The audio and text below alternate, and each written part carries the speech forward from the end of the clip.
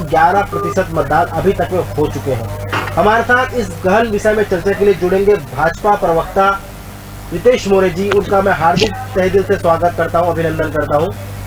और हमारे साथ जो जुड़ेंगे हाफिज खान जी, संवाददाता है डोंगरगढ़ गांव से, जो हमें बताएंगे कि विधानसभा चुनाव के मद्देनजर जो वोट प्रतिशत जो बढ़ा हुआ है और जो चीज़ें सामने आ रही है मतदान को लेते हुए, वो कैसा है। मैं एक बार और आपको दिखाना चाहूँगा। सबसे बड़ी चीज़ें हैं जो डोंगरगढ़ गांव की स्थिति है, वो 11 बजे तक 18.6% जो बढ़ा है, जो कि सुबह के आंकड़े से चौंका देने वाले आंकड़े हैं, क्योंकि जो सुबह का जो आंकड़ा था वो 12.4 था और अभी जो बढ़ा है वो 18.6% है।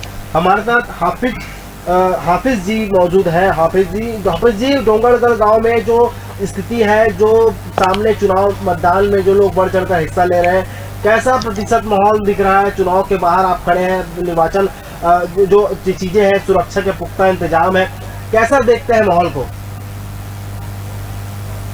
जी बिल्कुल, सुरक्षा का इंतजाम किया है जो जा रहा था, क्योंकि 8 बजे मतदान शुरू होना मतदाता थे, उस सुबह 8 पहले ही अपनी बाजार में लाइन हुए थे। इस तरह से आप देखोगे तो मतदान के प्रति काफी उत्साह है यहाँ पर नजर आ रहा है।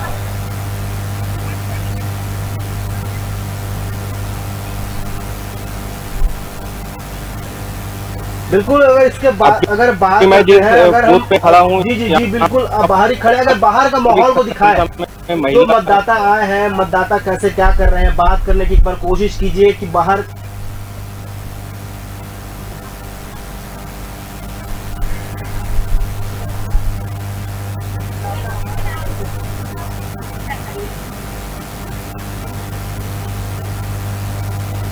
यहाँ है वो लाइन लगाकर खड़े हुए हैं अपनी बारी का इंतजार करने। काफी लाइन यहाँ पर आप देख सकते हैं मतदाताओं की। मतदाता जो सुबह यहाँ पर मतदान के लिए मतदान जो है और इन जो है काफी लगी हुई है यहाँ पर। जी बिल्कुल, और इसके अगर मतदाताओं से बात करने की अगर आपसे कोशिश करिए, अगर बात करते हैं तो पूछिए उनसे कि सवाल इस बार का जो रुझान है वो किस प्रकार है, क्योंकि भाजपा और कांग्रेस ने दोनों ने अपना ट्रम्प कार्ड खेला है घोषणा पत्र को लेके, और भाजपा ने धान की कीमतों को लेकर एक बार फिर मैदान में वो उतरे हैं। 3200 रुपए का धान का जो मुद्दा है, वही कांग्रेस ने 3100 रुपए धान में लेने का बात किया गया है। घोषणा पत्र में दोनों का अलग अलग मुद्दे हैं, तो जनता का रुझान किस प्रकार है, किन मुद्दों को लेकर वो इस बार चुनाव में उतरे हुए हैं मैदान में, और मतदाता को लुभाने का जो प्रयास कांग्रेस भाजपा ने किया है, उसको लेकर जनता क्या सोचती है? एक बार आगे दो लोग से बात करने की अगर कोशिश कीजिए, अगर बात होती है तो। जी बिल्कुल, दोनों ही जो पार्टी है मतदाताओं को सामने किसान का जो मुद्दा काफी रहा था, और किसान के मुद्दे पर कांग्रेस अड़ी हुई है। जनता क्षेत्र का जो विकास है वो भी काफी है, क्योंकि के लिए तो कर सकती है, लेकिन जो आम जनता है उनके लिए क्या है, तो कहीं ना कहीं जो मतदाता है उनके मन में भी मतदाता फिलहाल खामोश के पक्ष में मतदान है, लेकिन मतदाताओं का कहना है कि जो विकास है उनको ही।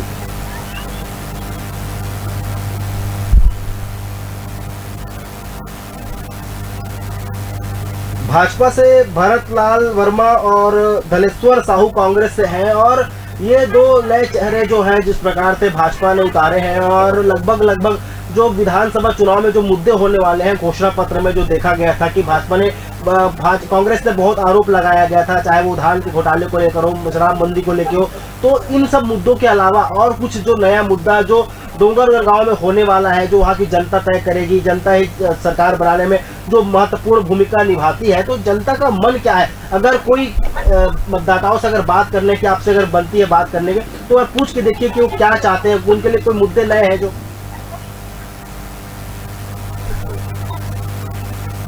जी बिल्कुल, हमको कहाँ कुछ चर्चा हो सके।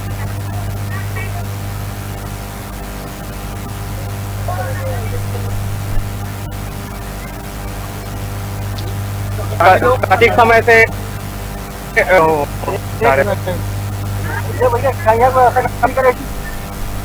का मुद्दा है तुम्हारे क्षेत्र के विधानसभा में का मुद्दा है, का मुद्दा क्या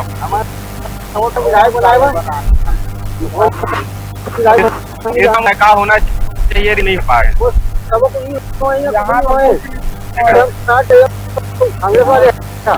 साहू के आराम साल तो नशे अब 2 साल में वहाँ तक स्कूल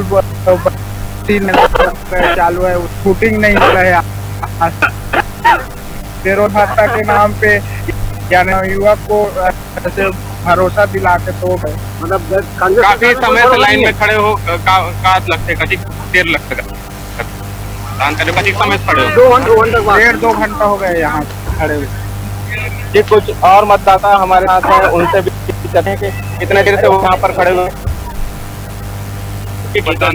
डेढ़ हो गया एक लाइन में खड़े हुए। क्या इस मुद्दे को देखकर लोग मतदान कर रहे हो? वोटिंग अधिकार है, इस मुद्दे पे आज चुनाव के लिए लाइन पे खड़े हैं आप नंबर हो गया मुझे लाइन में खड़े हुए। और क्या सोचते हैं आप युवा मतदाता है, पहली बार वोट कर रहे हैं क्या बोलना है क्षेत्र के विकास में? काल के क्षेत्र का विकास का काम हाफिज जी जो डोंगरगढ़ गाँव है वहाँ पर मुद्दे थोड़े अलग रहते हैं। एक सवाल आपसे लेना चाहूंगा कि जो डोंगरगढ़ गाँव में भरतलाल वर्मा भाजपा से है, धनेश्वर साहू वो कांग्रेस से है, जो 11 बजे तक का जो अपडेट था वो 18.6% था वोटिंग का। 11 बजे तक का जो मतदान का प्रतिशत था वो 18.6 था। अभी लगभग 1 बजने को आ रहे हैं। महिलाओं की संख्या कितनी बढ़ी हुई है अगर बताना चाहें तो महिलाओं का कितना उत्साह देखने को मिल रहा है मतदान प्रक्रिया में अपनी भागीदारी, लोकतंत्र की इस त्योहार में अपनी भागीदारी दिखाने के लिए, और अभी तक के जो रुझान है वो क्या है, एक बार अगर बताना चाहें दर्शकों को।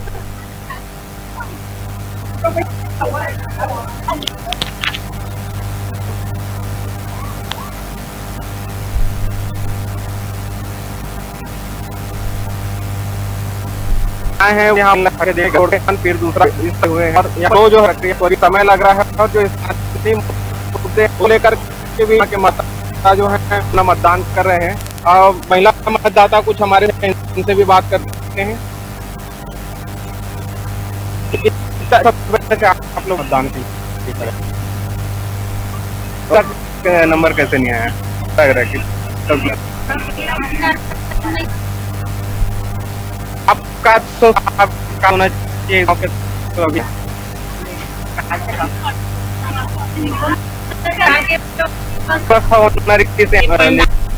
छोटे छोटे लगाए है तो रही मतलब तो बुजुर्ग हालत के काफी समय से आप मन खड़े हो। कहाँ का विकास आपके क्षेत्र बच्चे है जो जो रही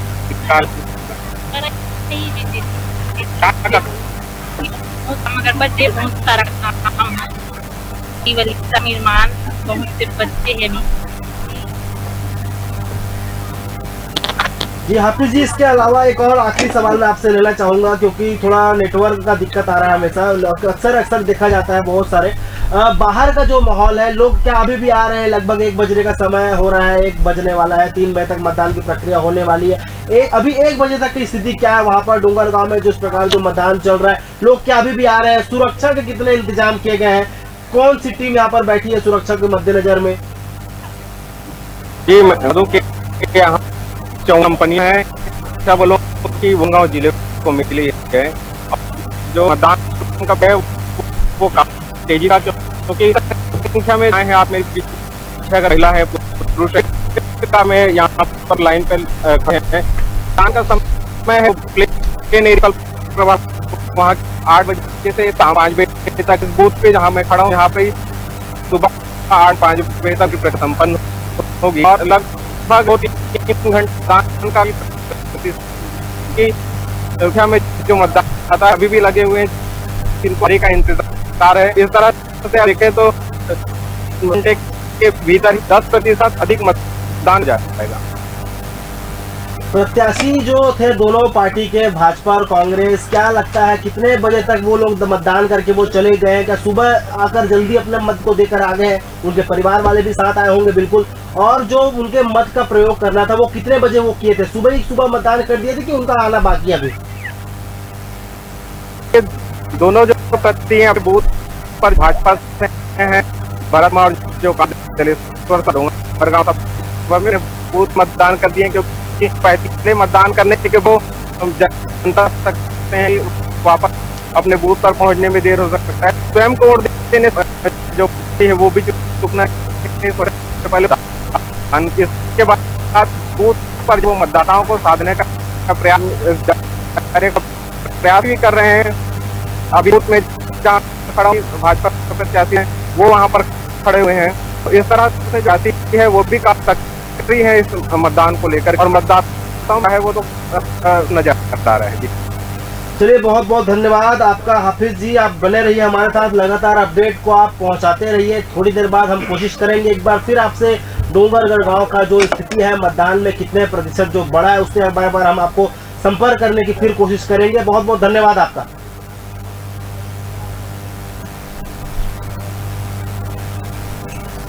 और अब हमारे साथ चर्चा में जुड़े हैं भाजपा प्रवक्ता हमारे साथ रितेश मोरे जी, जो इस गहन चर्चा में हमारे साथ देंगे।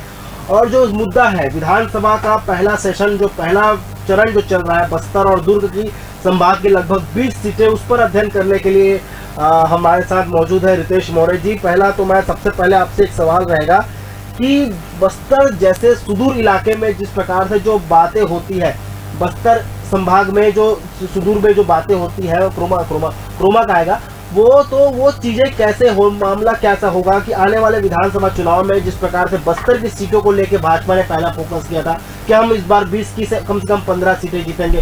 कांग्रेस का वहां दावा था कि हम 2018 का जो रिकॉर्ड है पुराना वो बरकरार रखेंगे।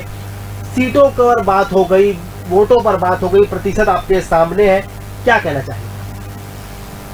देखिए, सबसे पहले तो ग्रैंड न्यूज़ को मेरा नमस्कार। और आज इस 20 विधानसभा सीट का आज निर्णय होने वाला है, ऐसे सभी जनता जनार्दन को मेरा प्रणाम है। जय जोहार, जय छत्तीसगढ़।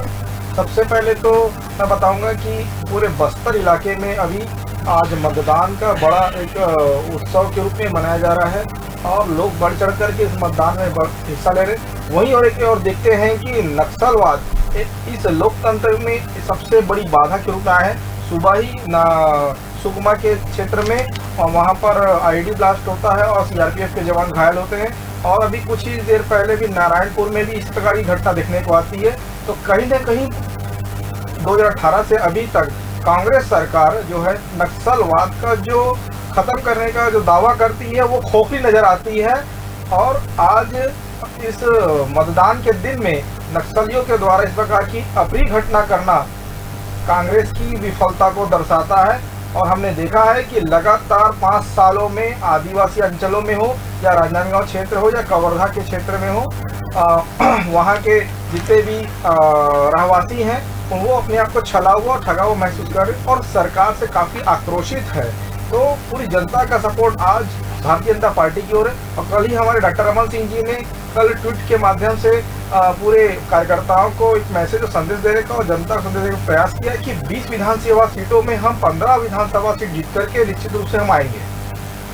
जितने भी प्रदेश के बड़े नेता दौरे कर रहे हैं, चाहे वो केंद्र से भी आए टीम, अगर प्रधानमंत्री नरेंद्र मोदी की हो, गृह मंत्री अमित शाह का हो, जेपी नड्डा का हो, यहाँ तक मनसुख मांडविया जी का भी हो, तमाम बड़े नेता थे वो बस्तर को ही फोकस किए थे, क्योंकि 2018 का परिणाम शायद आप भी जानते हैं और मैं भी जानते हैं, दर्शक भी जानते हैं। तो क्या सीख 2018 में आप लोगों को जो मिली, लगभग 2 सीटें आपने जीती, 1 सीटें अन्य पार्टी ने जीती और बाकी 17 सीटें कांग्रेस की झोली में गई।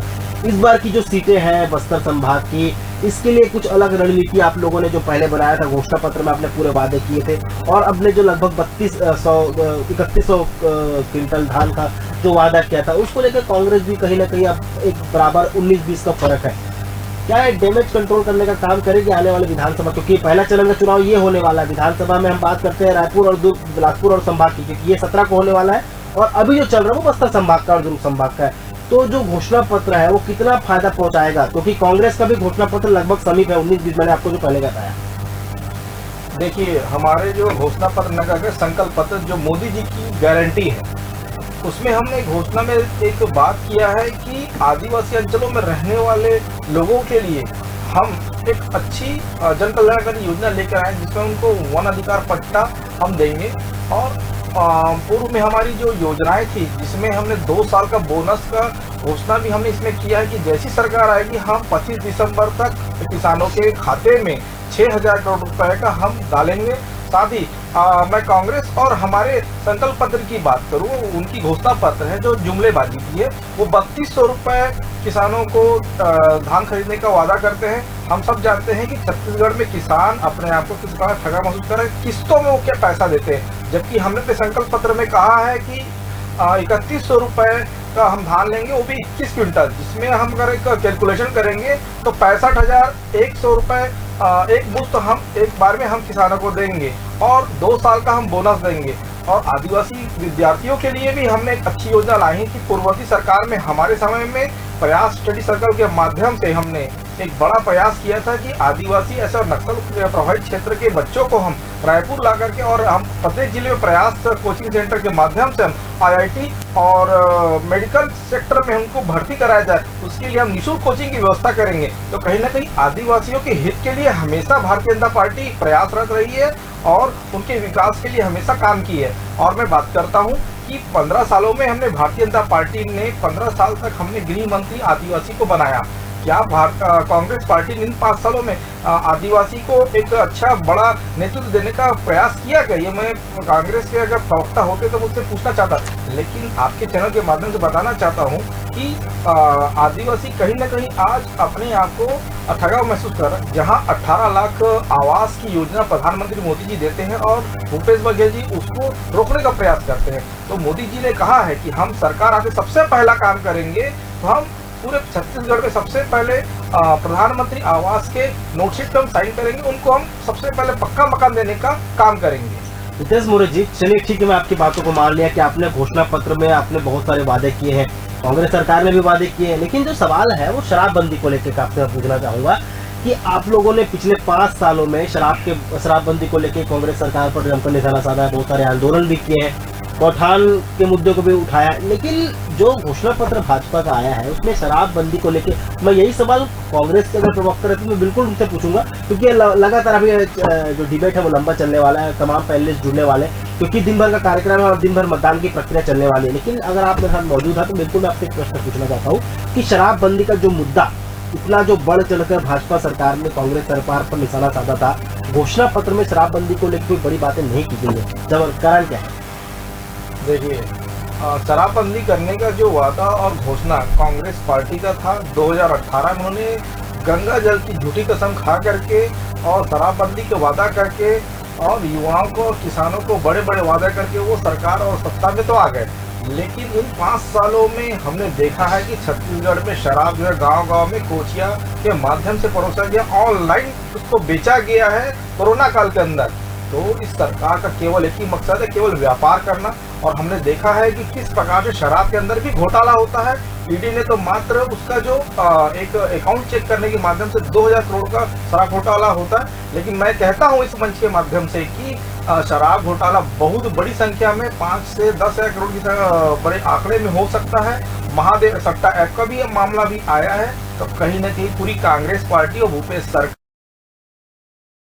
जनता ने उनको नकार चुकी है। आप देखेंगे कि आज जो मतदान हो रहा है 3 दिसंबर को जब मतदान का रिजल्ट आएगा तो भारतीय जनता पार्टी के पक्ष में आएगी और भारतीय जनता पार्टी प्रचंड बहुमत से इस छत्तीसगढ़ में एक विकासशील राज्य के रूप में विकसित करने के लिए सरकार बनाएगी, तय है। चलिए मान लेते हैं कि आपने कहा कि हम सरकार बनाने हैं, कांग्रेस पार्टी भी कहती है कि हम सरकार बनाते हैं, जनता जो कि आम आदमी पार्टी से बात करते हैं वो भी कहते हैं कि हम सरकार बनाए। खैर वो तो 3 दिसंबर को पता चलेगा कि सरकार किसकी बन रही है, बहरहाल वो विषय नहीं है। लेकिन हम अगर बात करें राजनांदगांव की जो बड़ी सीट है, रमन सिंह, गिरीश देवांगन, इन सभी चीज़ों पर चर्चा करेंगे। लेकिन इससे पहले छोटे से ब्रेक के लिए रुकते हैं। ब्रेक के बाद जल्द हाजिर होंगे और बात करेंगे राजनांदगांव के मुद्दे को लेकर कि वहाँ की जनता इस बार किसको जिता रही है।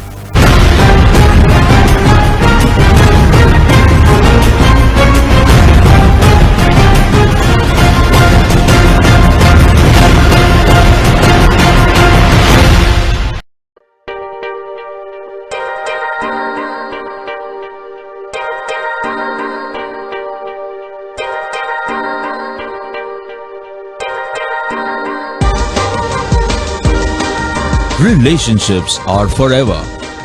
Out of all loved ones, your children are most precious. One of our biggest dreams is to give our children's marriage the top in luxury and facility.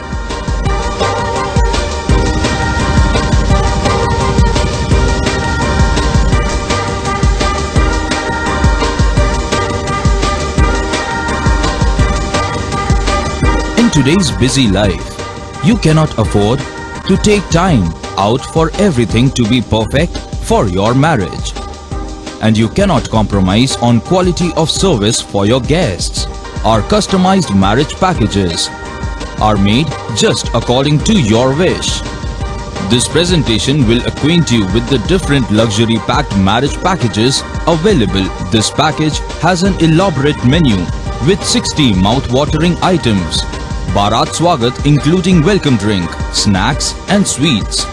A breathtakingly decorated welcome gate and the arena decorated with flowers. To give you the best colors in view, we organize special light effects for all areas. We take care of decorating the groom's car to its best attire and exclusive DJ beats for extreme fun and valet parking to make your guests feel like an emperor. Our exclusive add-ons give you unlimited freedom to customize your ceremony to its best.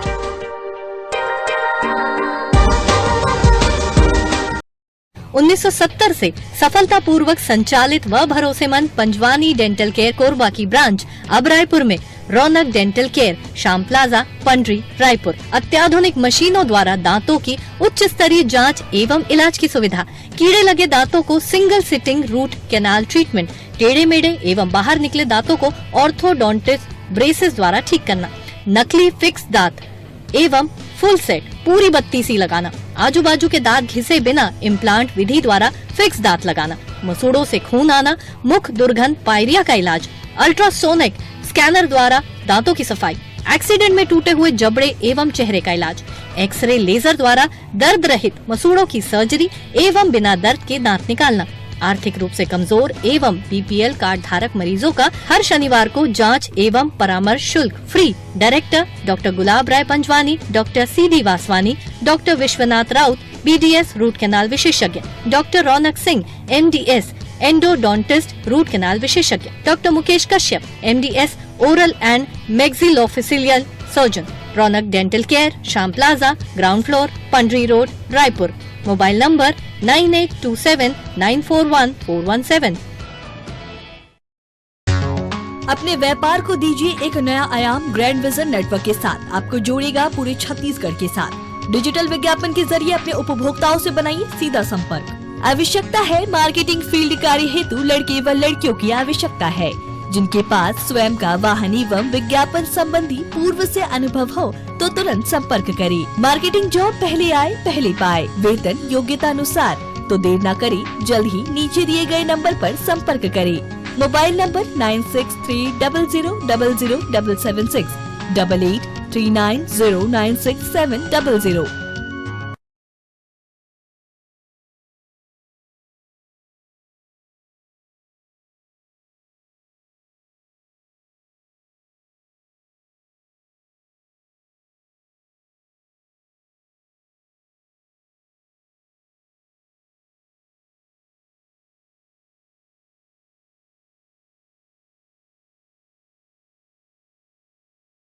आप वहाँ के जनता से जुड़े रहे।